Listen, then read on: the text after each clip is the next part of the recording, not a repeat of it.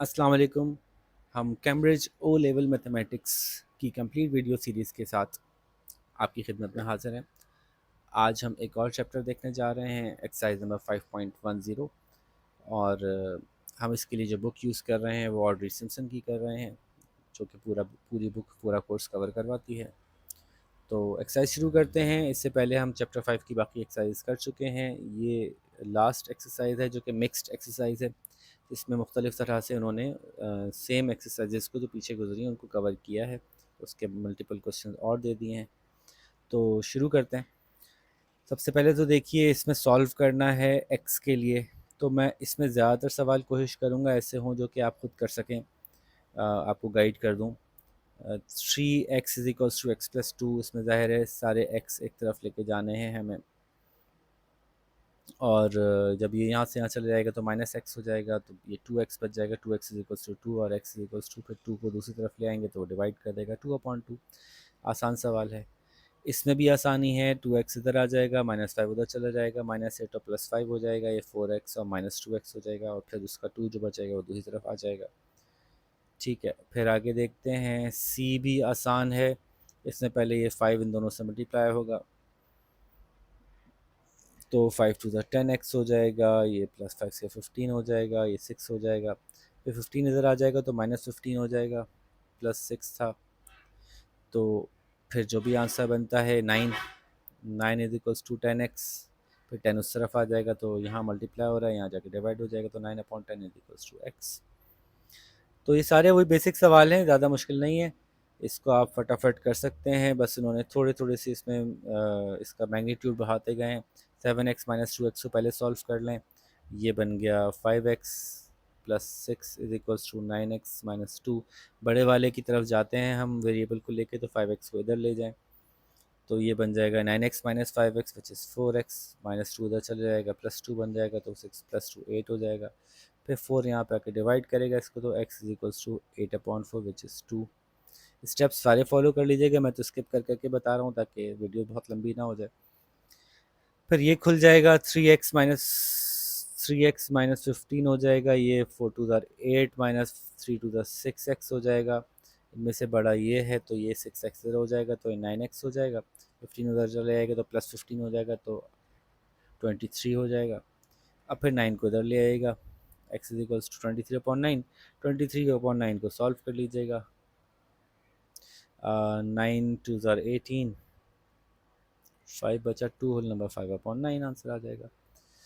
Similarly F भी आसान है। ये 5x - 15 हो जाएगा, और 5x बड़ा है, -15x बड़ा है, ये इधर आ जाएगा तो +15x हो जाएगा, तो 20x। और ये -15 उधर चला जाएगा तो +15 हो जाएगा। 20x = +15। फिर 20 को उधर ले जाएंगे तो 15/20 यानी 3/4 आ जाएगा। ठीक है, कोशिश करें कि सवाल आप पहले खुद कर लें और फिर जहाँ फंसते जाएं वहाँ वीडियो को जो है वो प्ले करके चेक करें कि आपने ठीक किया है या नहीं किया है, आपके स्टेप्स ठीक थे, आपने सही कॉन्सेप्ट फॉलो किया है या नहीं किया।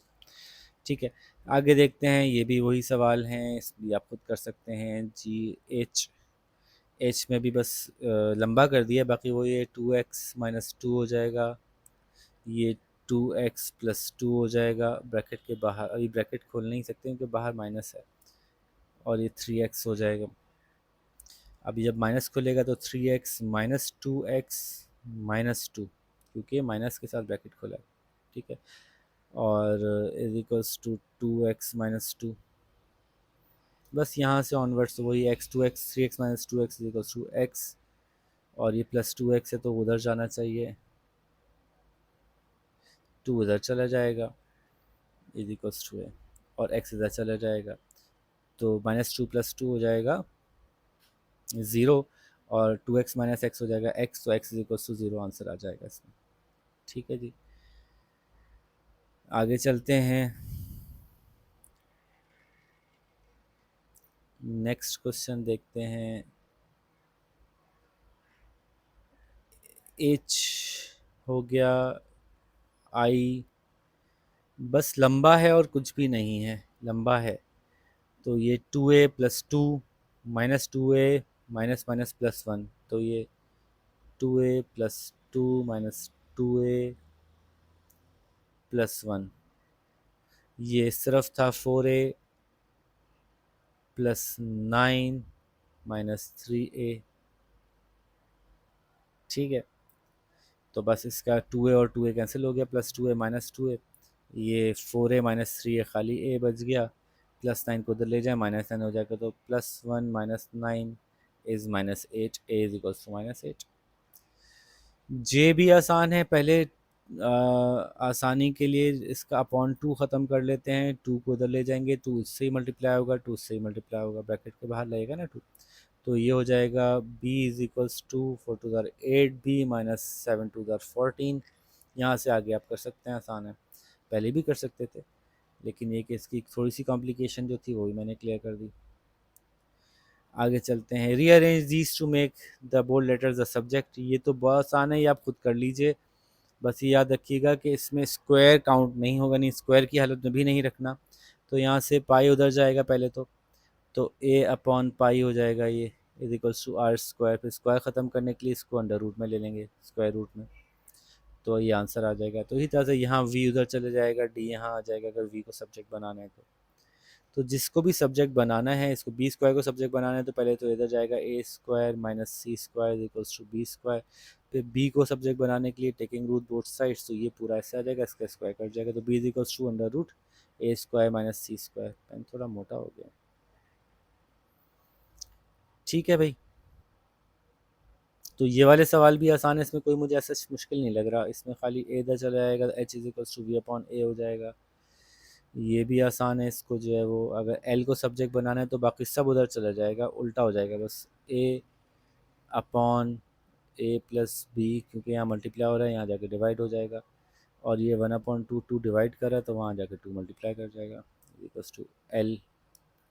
यहाँ पे पहले खोल देंगे, b x plus b c हो जाएगा, ना खोलें अगर आपको और आसानी है, बी को डायरेक्टली उधर ले जाएं, तो यहाँ बी मल्टीप्लाई हो रहा है, यहाँ जाके डिवाइड हो जाएगा, A upon B is equals to X plus C, फिर सी को उधर ले आएँ, तो A upon B minus C is equals to X. ठीक है, तो ये थोड़ी सी मैनिपुलेशन है जो कि आपको खुद करनी है, कर लें, आसानी से कर लेंगे। क्वेश्चन नंबर 3 है, कॉपी डाउन द पैटर्न। तो पहले एक ट्रायंगल है, फिर उससे एक और ट्रायंगल बना, फिर एक और ट्रायंगल बना, फिर एक और ट्रायंगल बना, तो अब ज़ाहिर है अगला जो बनेगा वो ऐसा बनेगा। पहले तो ये मौजूद है हमारे पास, है ना, ये मौजूद है, थोड़ा साफ बना लेते हैं। एक ट्रायंगल ये मौजूद है, एक ट्रायंगल ये मौजूद है, एक ट्रायंगल ये मौजूद है, और ये मौजूद है, तो ये तो हमारे पास पहले से मौजूद है। अब इसका अगला स्टेप बनाना है, तो ज़ाहिर है वो ये हो जाएगा। इसके ऊपर जो दिए हुए हैं वो उन्होंने शेप के नंबर दिए हुए हैं, और नीचे दिए हुए हैं नंबर ऑफ़ लाइंस। तो यहाँ पे 1 2 3 4 5 हो गए, तो ये 5 हो गए। नंबर ऑफ़ लाइंस देखें खुद ब खुद, 2 5 7 9 11 होनी चाहिए इसमें, तो एक 1 2 3 4 5 6 7 8 9 10 11, यस 11 हो गए। तो पहला पार्ट हो गया। दूसरा part, find the nth term for the number of lines. Number of lines देखें तो कांस्टेंट 2 2 के जंप से जा रही हैं, 2 2 के जंप से जा रही हैं, तो n को 2 से मल्टीप्लाई कर लेते हैं। लेकिन अगर 2n लगाएंगे तो कैसे शुरू होगा, पहली टर्म क्या है, खुद ब खुद 2n आ गई, दूसरी टर्म क्या है 4 हो जाएगी, तीसरी टर्म क्या है 2 2 किससे जा रही है, नहीं, ये क्वेश्चन में गलती हो गई शायद, ये क्वेश्चन में गलती हो गई, क्योंकि ये 2 नहीं है, ये 3 है। 3 5 1 2 3 4 5 6 7, हाँ बिल्कुल, ये गलती इनसे हो गई, ये 2 नहीं है, यहाँ पे 3 होना चाहिए था। तो अब एक तो 2 2 का जंप लगा रहे हैं, तो हमें पता है 2n होगा, n को 2 2 दफ़ा जंप करना है, nth टर्म निकाल रहे हैं हम। लेकिन अगर हम फर्स्ट टर्म यहाँ पे नंबर 1 डालते हैं तो 1 2 ज़ा 2 आता है, जबकि पहली टर्म 3 है, तो जबकि आंसर 2 आ रहा है, पहली टर्म को 3 करने के लिए उसमें प्लस 1 कर लेंगे, वही पहले जो किया था हमने। ये इसकी nth टर्म बन गए। अब डाल के देख लेते हैं कि क्या हमारी 1 2 3 फोर्थ टर्म 9 आती है कि नहीं आती। तो fourth is equals to 2 4 plus 1 which is 2 4 ज़ार 8 प्लस 1 9। जी हमारा आंसर सही आ रहा है, तो ये हमने nth टर्म का फार्मूला सही लिखा है। 99th शेप बताएं तो यहाँ पे 99 कर लें। 99th term is equals to 2 into 99 plus 1 which is 99 2 ज़ार 198 प्लस 1 इज़ 199। ठीक है। अच्छा जी, आगे चलिए, ये सवाल भी हो गया। नेक्स्ट क्वेश्चन है find the nth term for the following sequences. अब सीक्वेंस ये देखें, 2, 6, 10, 14 बढ़ता जा रहा है, डिफरेंस बढ़ रहा है। डिफरेंस जो है बढ़ रहा है, क्या कॉन्स्टेंटली बढ़ रहा है? पहले चार का नहीं, बढ़ तो नहीं रहा, 2 से 6 4, 4 से 6, 6 से 4 10, 10 से 4 बढ़े 14, 4 4 से बढ़ रहा है। तो फिर हम क्या करेंगे, n के साथ 4 लगा देंगे, 4n। और पहली टर्म तक कैसे पहुंचेंगे? अगर मैं यहाँ 1 लिखता हूँ तो यहाँ 1 आएगा, फर्स्ट टर्म जो है वो 4 हो जाएगी, जबकि फर्स्ट टर्म 4 नहीं है, फर्स्ट टर्म 2 है। तो 4 को 2 बनाने के लिए -2 करेंगे, 4n-2। अब इसमें पुट करके देख लेते हैं चौथी टर्म। तो फोर्थ टर्म चेक कर लेते हैं, 4 × 4 - 2, 4 4 16 -2 इज इक्वल्स टू 14। क्या हमारी फोर्थ टर्म 14 है? 14 है, बिल्कुल सही है। तो इसकी nth टर्म ऐसे निकल आई। अच्छा, आगे देखते हैं। नेक्स्ट है -3 से शुरू हो रही है, किससे शुरू हो रही है? -3 0 3, सेम जम्प्स हैं 3 3 के, तो अगेन 3n हो गई पहली टर्म। लेकिन अगर 3n लिखा हमने तो फर्स्ट टर्म 3 आएगी इसमें ऑटोमेटिकली। अब क्या हमारी फर्स्ट टर्म -3 है, तो उसमें से -6 करना पड़ेगा, तब जाके हमारा nth का फार्मूला बनेगा। ये सब चीज़ें हम पिछली एक्सरसाइज में एक्सप्लेन कर चुके हैं, तो फुली आपको इजीली समझ में आ रही होंगी। फिर अगेन 2 2 का जंप है, कांस्टेंट जंप है, लेकिन रिवर्स में जंप है, कि पहले 4 है, फिर 2 है, फिर 0 है, फिर -2 है। 2 2 का 2 2 के जंप से डिक्लाइन हो रहा है, इंक्रीमेंटल जंप नहीं है, बल्कि डिक्रीजिंग जंप है। तो ऐसी सूरत में क्या करना चाहिए? फॉर एग्जांपल अगर हम पुराना ही अपना यूज़ करते कि जंप तो 2 2 का है, तो हम 2n लगा लेते, अगर इसको 2n कर लेते, लेट सपोज वो वाला फार्मूला लगाते हैं, और 2n करेंगे तो पहली टर्म जो है वो, फर्स्ट टर्म जो है वो 2 × 1 2 आ जाएगी। 2 को 4 बनाने के लिए इसमें +2 करेंगे, तो पहली टर्म तो ठीक आ गई। लेकिन दूसरी टर्म जब हम डालेंगे इसमें, तो 2 2 ज़ार 4,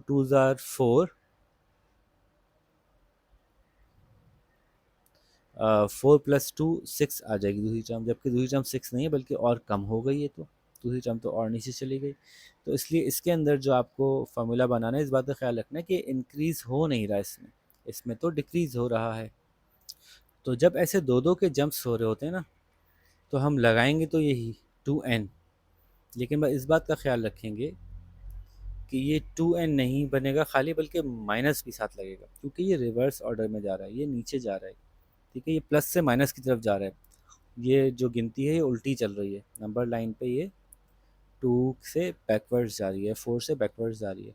तो बैकवर्ड्स जा रही है ना, तो हम n के साथ माइनस लगाएंगे, तो हमारा फॉर्मूला खुद ब खुद सही हो जाएगा। जंप 2 2 के हैं, तो n के साथ 2 लगा दो, अगर गिनती बैकवर्ड्स जा रही है तो माइनस भी लगा दो। तो nth टर्म तो पहले ये बना के देखते हैं कि सही बनी कि नहीं बनी। अब हम लगाते हैं फर्स्ट टर्म, तो फर्स्ट टर्म इज़ -2 × 1, ये तो आ रहा है 2, -2। हमारी फर्स्ट टर्म है 6, तो 2 को -2 को 6 बनाने के लिए हमें क्या करना पड़ेगा? -2 को 6 बनाने के लिए हमें इसमें -2 को 4 बनाने के लिए हमें 6 प्लस करना पड़ेगा, सॉरी। ठीक है, -2 + 6, तो फिर ये 4 आ जाएगा। तो हम यहाँ +6 करके देखते हैं कि क्या हमने सही सोचा है या नहीं सोचा। अभी बहुत बड़ा हो गया। ठीक है, इसका जवाब सही आ रहा है कि नहीं आ रहा, हम फोर्थ टर्म डाल के देखते हैं। फोर्थ डाली हमने तो निकली जनाब 2 × 4, -2 × 4 + 6, -2 4 ज़ार -8 + 6 विच इज़ इक्वल्स टू 2। क्या हमारी फोर्थ टर्म, सॉरी -2, क्या हमारी फोर्थ टर्म -2 है? यस, हमारी फोर्थ टर्म -2 है। ठीक है, बात समझ में आ गई कि जंप्स को देखते हुए 2n बिल्कुल ठीक था। अगर रिवर्स ऑर्डर में सीक्वेंस आगे बढ़ रही है तो माइनस लगा दिया, और फिर देख लिया क्या ऐड और सब्ट्रैक्ट करूं कि फर्स्ट टर्म आ जाएगी। इस तरह से सॉल्व हो जाएगा। अब next question, solve the following pair of simultaneous equations हैं। ये इससे पिछली एक्सरसाइज में बहुत डिटेल में हम कर चुके हैं। तो आपको पता है यहाँ y और y बिल्कुल एक जैसे हैं, तो इसमें ये वाली इक्वेशन सब्ट्रैक्ट कर लेते हैं। जब सब्ट्रैक्ट करते हैं तो नीचे वाली के साइन चेंज हो जाते हैं, y से y कट जाएगा, 2x 0 = 2x + 4 हो जाएगा। और फिर 4 उधर चले जाएगा तो -4 बन जाएगा, तो x इक्वल्स टू -4/2 यानी x इक्वल्स टू -2 निकलेगा। उस x की वैल्यू किसी में डाल देंगे तो y की वैल्यू निकल आएगी।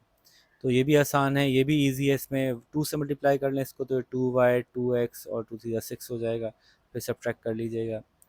इसमें चाहे तो 3 से मल्टीप्लाई कर लें, 3y 3x और 12 हो जाएगा, फिर सब्ट्रैक्ट कर लीजिएगा। तो बस सिर्फ एक रिवीजन प्रैक्टिस है। अच्छा, आगे चलते हैं।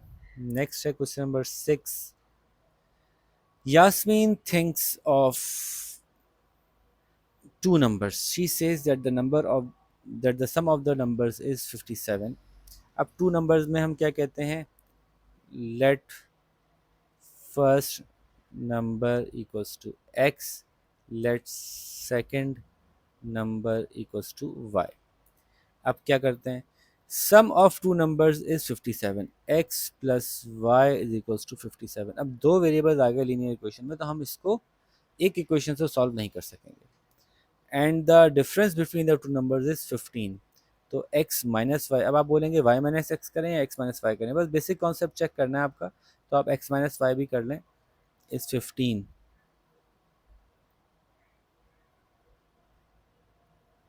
इन्होंने कहा कि form the two equations in x and y, हमने फॉर्म कर ली two equation in x1 equation 1 equation 2। फिर इन्होंने कहा solve the equation simultaneously, equation solve कर लें। x और x के साइन सेम है तो सब्ट्रैक्ट कर लें दोनों को, x एलिमिनेट हो जाएगा। एक्स वाई और वाई के साइन अपोजिट हैं, ऐड कर लें तो वाई एलिमिनेट हो जाए। तो किसी ये भी एक तरीके से आप इसको कर सकते हैं, आप खुद कीजिए, शाबाश। अच्छा, क्वेश्चन नंबर 7 देखते हैं। The perimeter of the rectangle is 36 centimetre and the perimeter of the square is 48 centimetre. 36 और 48। Use the information given to calculate the dimension of the rectangle and okay. अब देखें, हमें पता है कि एक साइड इतनी है x प्लस वाई। स्क्वायर का पेरीमीटर निकालने के लिए इसको 4 दफ़ा ऐड करेंगे। x प्लस वाई एक साइड, x प्लस वाई दूसरी साइड, x प्लस वाई तीसरी side, x plus y fourth side, 4 दफ़ा ऐड कर लो या 4 से मल्टीप्लाई कर लो, तो पेरीमीटर निकला है 48। एक इक्वेशन ये आ गई। दूसरी इक्वेशन क्या है कि रेक्टेंगल में 2 दफ़ा ये ऐड होगी, 2 दफ़ा ये ऐड होगी, तो y प्लस 3 2 टाइम्स होगी, तो 2 इंटू वाई प्लस 3, और इसमें प्लस करेंगे 2 सेंटीमीटर, ये 2 टाइम्स होगा तो 2 2 ज़ा 4। तो कितना निकला इसका पेरीमीटर? 36।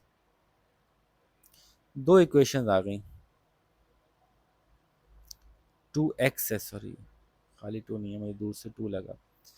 2x इंटू 2, तो ये 4x हो जाएगा। दो इक्वेशन आ गई, इसको थोड़ा सा खोल लेते हैं, ऊपर वाली को नीचे वाली को।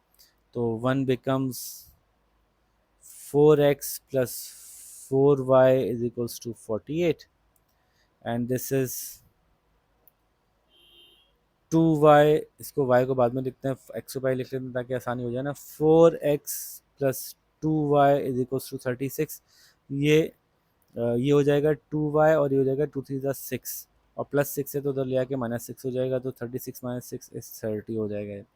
आप इस इक्वेशन को साइमल्टेनियसली सॉल्व कर लें, इसको माइनस कर देंगे तो ये कट जाएगा। ये 2y इज इक्वल्स टू 18 आ जाएगा, y इज इक्वल्स टू 9 आ जाएगा। y की वैल्यू पुट कर दीजिएगा तो x की वैल्यू आ जाएगी। जब ये वैल्यूज पुट कर लें, y इज इक्वल्स टू 9 आया, जब ये वैल्यू पुट कर लेंगे तो अब वो वैल्यूज आप यहाँ पुट कर लीजिएगा। y की जगह 9 लिखेंगे तो ये साइड 9 प्लस 3 12 आ जाएगी, 12 सेंटीमीटर। x की जो वैल्यू है x की जगह पुट की करेंगे तो ये साइड आ जाएगी। ठीक है, तो मालूम क्या करना था? Find the dimension of the rectangle. Rectangle dimension मालूम होगा कि इतने बाय इतने का है। Question number 8, as we have seen in chapter 4, the formula used to calculate the simple interest is I is equals to PRT. Okay, where I is the simple interest, P is the principal amount जो amount invest की जाती है, R is the rate of interest and T is the time. Rearrange the formula to make the P the subject. तो जब सीधा सीधा ये पूछना था तो इतनी लंबी डिटेल देने की क्या जरूरत थी।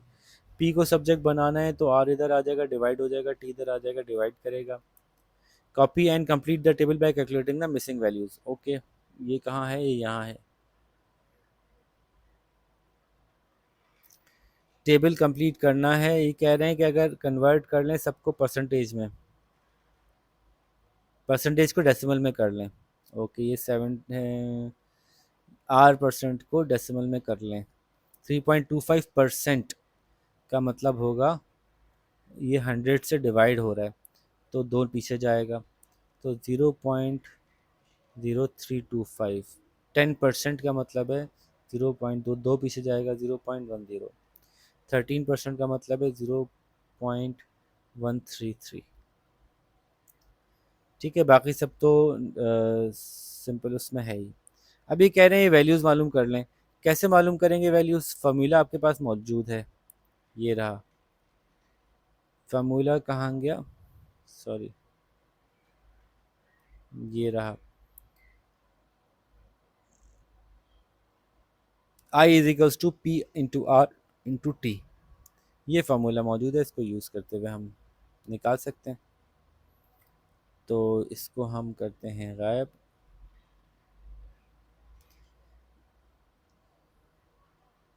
इसको खोलते हैं वापस।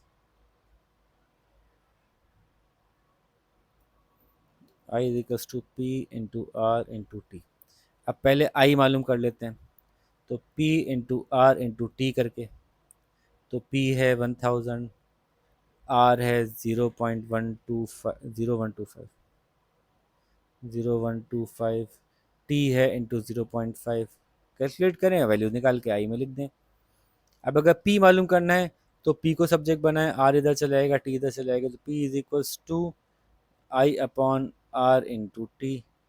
तो आप कैलकुलेट कीजिए, इसको आराम से कर सकते हैं कैलकुलेट, क्योंकि वैसे ही बिल्कुल बेसिक नंबर्स हैं तो आराम से वैसे ही कैलकुलेट हो जाएंगे, कैलकुलेटर की जरूरत भी नहीं रहेगी। आई की जगह आपने 75 डाला, आर की जगह आपने 0.10 डाल दिया, और टी की जगह आपने इंटू 2 डाल दिया। कैलकुलेट कर लीजिए। इस तरह से फॉर्मूले को रीअरेंज करते जाइए और जिस चीज़ की ज़रूरत है उस चीज़ से मालूम कर लीजिए, बहुत आसान है। तो यूँ हमने चैप्टर 5.10 यानी 5.10 कर लिया एक्सरसाइज। और अब आपके पास खाली रह गया एग्ज़ाम स्टाइल क्वेश्चंस, तो वो हम अपनी नेक्स्ट वीडियो में कवर करेंगे। तब तक आप इस वीडियो को अच्छी तरह से देखिए, सारे सवाल सॉल्व कीजिए और अपने आप को तैयार कीजिए नेक्स्ट एक्सरसाइज के लिए। तब तक के लिए अल्लाह हाफ़िज़, अपना ख्याल रखिएगा।